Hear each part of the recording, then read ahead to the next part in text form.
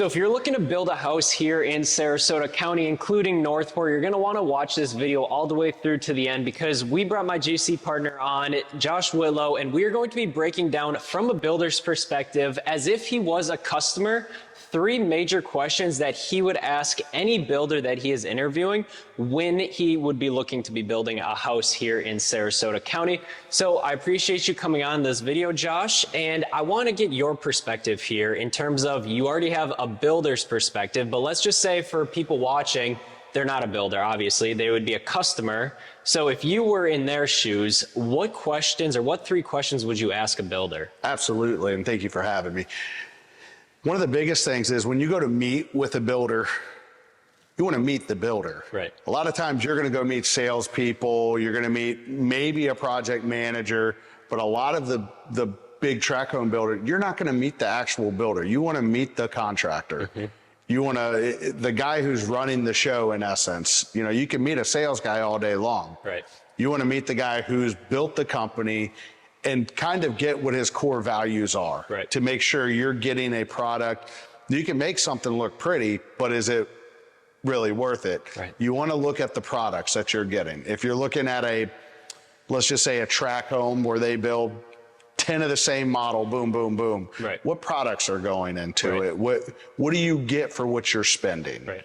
You know, are you getting the bare bone stuff, or are you getting, you know, a little bit higher quality? Most tract home, you're not going to get high-end materials, mm-hmm, but just make sure you're getting the options that you want. Right. And make sure his team, you know, you know who the project manager is on your house, the superintendent, if there is one. A lot of times the guys just have project managers now, and make sure that they have a good sub base. You know, that's some of the things I would look for. The quality of the workmanship is the biggest thing for me. That's why I would want to see, you know, a product, you know, and if they don't have a product, because there's a lot of guys who are smaller builders that build 1 to 2 homes, which is perfectly fine. I would prefer a guy who builds 10 homes opposed to 200 homes. Right. Because there's no way he's going to be able to oversee, 200 homes. Right. That guy's relying on a team, and nowadays you never know what you're going to get on a team. Right. You know, yeah, I mean, the work, a lot of project managers are coming from up north. Mm-hmm. Well, Florida's a different ball game than up north. So you just want to make sure the team aspect and the builder has, you know, the knowledge of here in Florida of how to build and the quality of products that you're going to want to achieve. Right, right. Makes sense. So let's dive in and talk about the time frames, right? Obviously, that's a big question for a lot of people, because they're probably moving from the Midwest, East Coast, California, whatever that may be. And a lot of people ask, okay, time frames. What role does that play in your priority list, coming from a builder's perspective? Obviously, time is of the essence, right, when you're dealing with a customer, because right, the customer wants the fastest. They want, now, there's builders out there right now that are telling you 6 months. Mm-hmm. I have yet to see that. You know, right now, everything's taken 10 to 12 months to build. Mm-hmm. Permitting's an issue because there's so much building going on. I mean, there's only so many people who can review the plans. Right. The engineering that goes into it, 8 to 10 months is a realistic build time. Okay. And it all depends on where you're buying, what's required on the lot. There's a lot of variable aspects, and that's what we tell our clients. You know, we're not going to tell you 6 months. You know, that's just ludicrous, because then at 6 months and 2 days, where's our house? Right. You know? Yeah, right. But one of the other biggest things with that time is keeping your clients up to date, because 9 times out of 10, the clients don't live here. Right. They want to know what's going on. Right. A lot of them, coming from a real estate perspective, is they live in another state, wherever that may be, and they always want a video call or pictures or something like that. So would you focus, like if you were a customer out of state, for example, do you see a lot of builders having, for example, construction cameras where you can watch, or what's that looking like? No, most do not. Yeah. Most do not. Me personally, we put a camera out on every job site. That way we can monitor the builds when we're not even there. Sure. And that gives you aspects to, you know, link into it and see where things are at. Sometimes we have Wi-Fi capabilities on some of them. Not all of them have that, but it's an expensive camera to put out there. Right.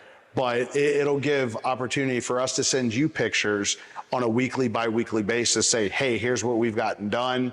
Or if there's an issue, hey, here's an issue, and we can take the camera and we'll take pictures, obviously, of what the issue is and how we're going to fix it and resolve it. But that gives people a peace of mind so they can see where their project's at. Right. Well, I think the biggest thing is, yeah, it's like they're building blind, so to speak. They don't probably have a relationship with the builder. They pick a builder and they're like, well, I hope that my house is built. They're just sending them money. Right. Exactly. That's basically what they're doing. Then they'll show up when the house is done and be like, oh, this is the first time me walking through it, you know? Correct. And then they would be surprised, or if they were like, oh, I don't like this countertop that I put in. Absolutely. And then you can't go back at that Correct. point. You're still, or you're paying more money. Right. Exactly.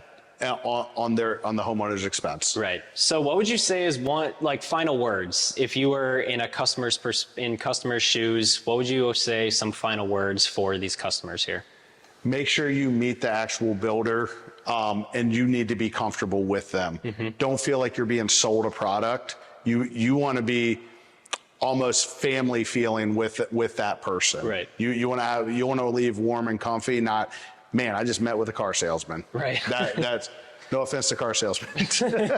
I think that's a good point, is that don't be sold, but more have that relationship with the builder. 100%. Because in real estate, a lot of stuff is transactional versus relationship. And if things are transactional, it's easy to cut ties. Like the builder could easily cut ties with a customer, versus if it's more of a quote unquote relationship, they will do maybe a little bit more for you and kind of work with you on some things because you're not a pain in the ass for. Right.